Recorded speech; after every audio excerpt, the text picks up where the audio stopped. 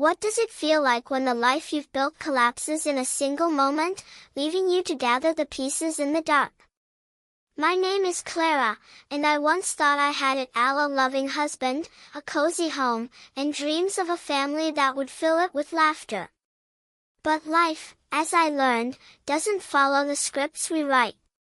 At 32, I found myself standing in the ruins of my marriage, my heart shattered, and my future uncertain. This is the story of how I clawed my way back from heartbreak, rebuilt love, family, and myself from the ashes. It began with a note.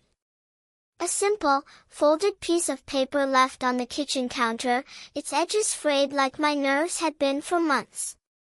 Daniel, my husband of 7 years, had been distant, his smiles forced, his touches fleeting.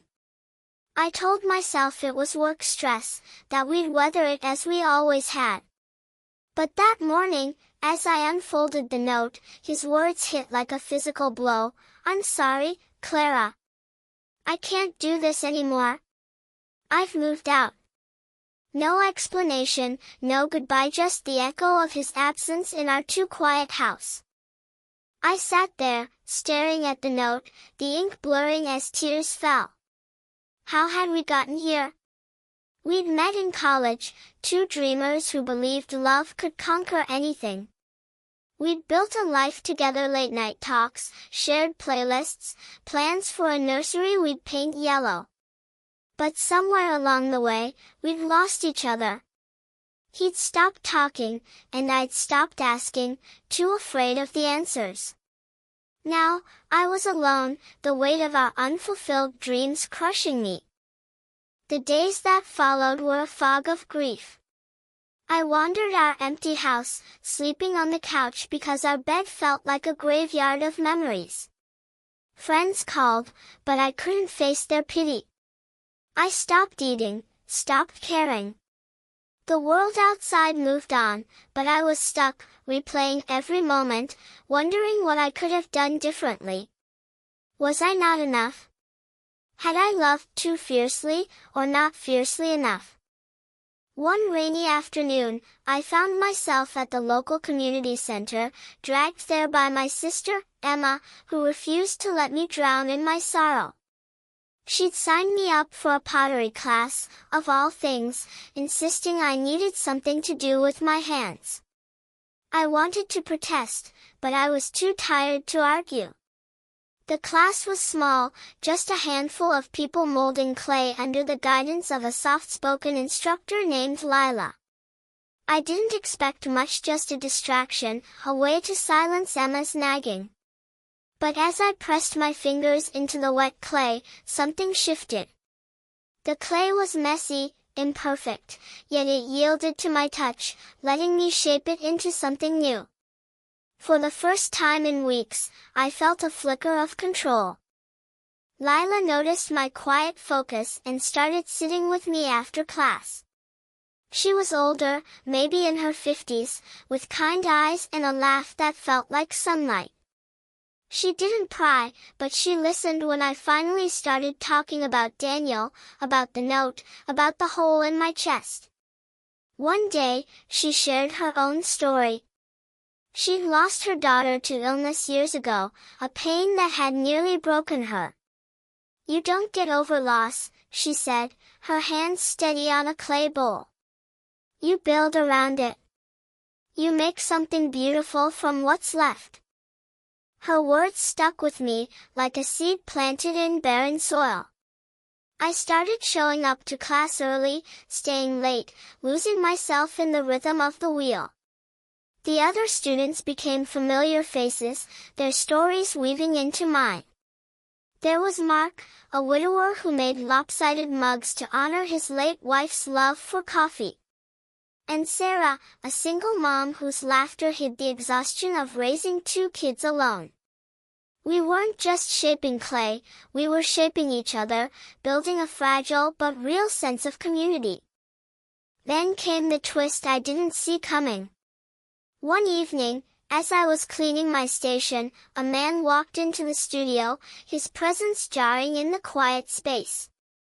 He was tall, with messy brown hair and a nervous smile, carrying a box of old sketchbooks. Lila introduced him as her son, Ethan, who'd just moved back to town. He was an artist, she said, but he looked more like a man carrying a weight he couldn't name. Our eyes met briefly, and I felt a spark not of romance, but of recognition. He looked as lost as I felt. Ethan started joining the classes, not to make pottery but to sketch the students as we worked. His drawings were raw, capturing the vulnerability in our hands, our faces. One day, he showed me a sketch of myself, my brow furrowed in concentration, my hands cradling a half-formed vase.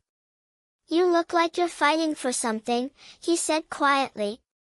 I didn't know how to respond, but his words stirred something in me, a desire to fight, not just for survival, but for meaning. Over time, Ethan and I became friends. We'd talk over coffee after class, sharing stories of our pasts. He'd been through his own heartbreak, a failed engagement, a career that hadn't panned out. But he had a quiet strength, a way of seeing beauty in broken things. He wasn't trying to fix me, and I wasn't trying to fix him. We were just two people, learning to live with our scars. The real turning point came one winter night, when the community center hosted a small art show. My vase is imperfect, but mine were displayed alongside Ethan's sketches and the others' creations. As I stood there, watching strangers admire our work, I realized I wasn't just surviving anymore. I was creating. I was healing.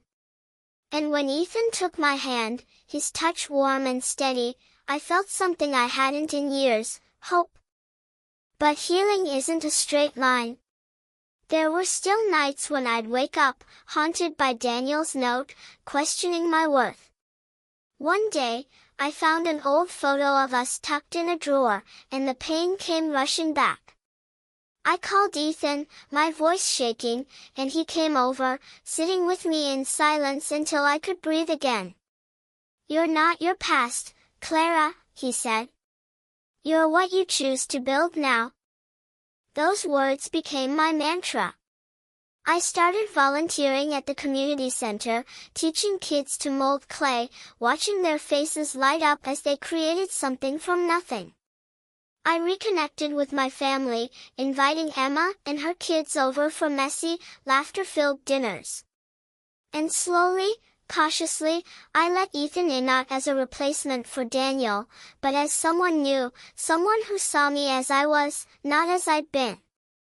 A year after that note, I stood in my backyard, planting a small garden where I'd once imagined a nursery.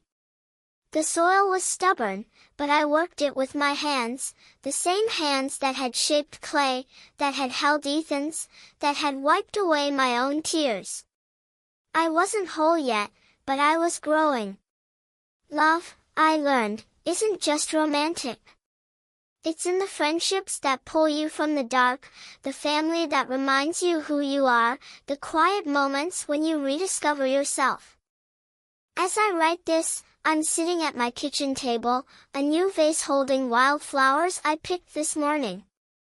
Ethan's sketchbook lies open nearby, filled with drawings of our little community.